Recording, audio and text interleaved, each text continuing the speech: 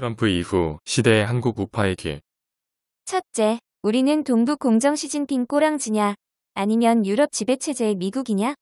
양자택일에서 확실함을 보여야 한다. 선거 부정은 뚜렷하고 확실해 보인다. 그러나 미국은 스스로 해결하지 못했다. 평생을 완전하다고 여겨온 자유민주 체제의 한계를 뚜렷하게 보았다. 그러나 준공식 시스템은 어떤가? 그런 생각을 해야 한다. 미국 트럼프보다는 반중을 강요하지 않는다. 스스로 반중의 명백한 의사를 보여야 한다. 둘째, 김대중 평화체제 해체의 기회이다. 김대중 평화체제 해체. 공격적인 구호를 내세워야 한다. 바이든 시대의 국제관계는 큰 틀에서 오바마 시대 회귀라고 지적한다.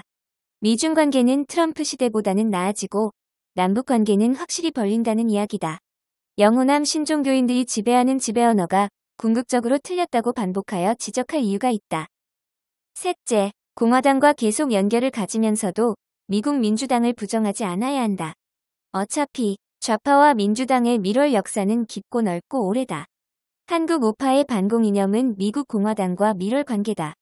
미국 민주당은 근원적으로 반공을 싫어한다.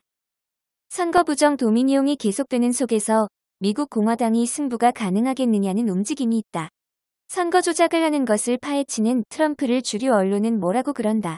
그러나 뒤집어 말해서 미국 공화당은 의회의 지분을 도미니옹이 삭제하기 쉽겠는가? 미국인의 입장으로 볼 때 조갑제 씨의 모든 행동은 이해 불가능이다. 중국에서 왕조 붕괴됐다고 입장을 휙휙 바꾸는 것도 이해 불가능이다. 동시에 명나라가 붕괴됐다고 의리바친다고 명나라에 꽂히는 것도 납득 불가능할 것이다.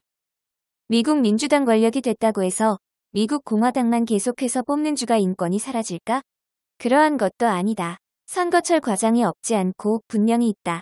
미국 민주당 권력이 됐다고 해서 미국 공화당 주가 민주당 만세 선언하나? 이게 진짜 문제다. 미국 민주당이 잡았다고 트럼프의 의리 바친다고 현실의 백악관 무시하는 것도 아니겠다.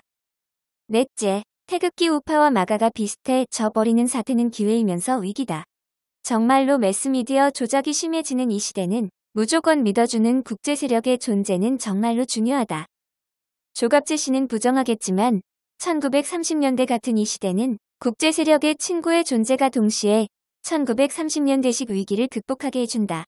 이미 미국 민주당은 김대중 계열의 멘트를 곧이곧대로 맹신하며 선거에 개입하여 더불당 선거를 지원한 선례가 많다. 아주 많다. 대체로 태극기 우파 세력은 권력 여부에 상관없이 트럼프를 지지하겠다는 의사다.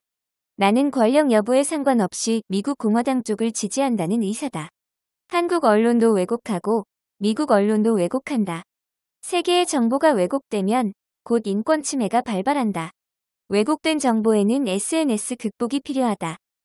어차피 장기간 미국의 트럼프는 미국 공화당의 상당히 지분을 가진 대중정치인이 될 수밖에 없다. 마가의 모습은 익숙하다.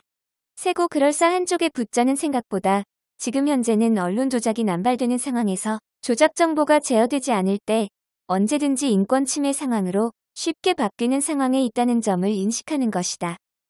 부채 사이클 막판에 있는 1930년대식 대중정서에 있다. 좌파는 미국 민주당과 최소한 1960년대부터 연결이 있다.